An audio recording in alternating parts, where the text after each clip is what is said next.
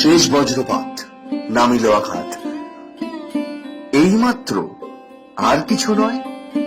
ভেঙে গেল ভয়, যখন উদ্যত ছিল তোমার অশনি, তোমারে আমার চেয়ে বড় বলে নিয়েছিল গণি।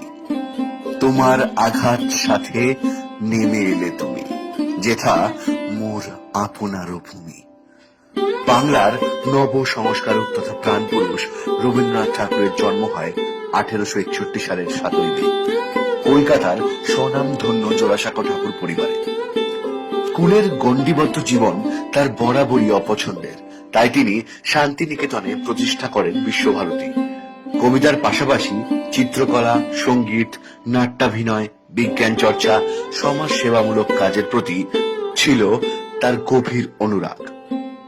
1913 সালে গীতাঞ্জলির ইংরেজি অনুবাদের জন্য তিনি সাহিত্যে নোবেল পুরস্কার লাভ করেন।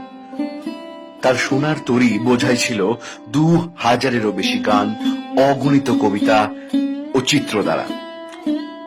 জালিয়ানওয়ালাবাগের নারকীয় হত্যাকাণ্ডের প্রতিবাদে তিনি 1919 সালে নাইট উপাধি ত্যাগ করেন। তার রচিত জন গণ মন গানটি জাতীয় সঙ্গীত হিসেবে প্রতিটি ভারতবাসী তথা বাঙালির গর্বের বিষয়। আজ 22শে শ্রাবণ, ভানু সিংহের তিরোধান দিবসে আমরা তাকে জানাই প্রণাম তারই ভাবনায়।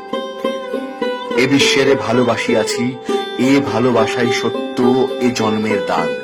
বিদায় নেবার কালে এ সত্য অম্লান হয়ে মৃত্যুরে করিব অস্বীকার।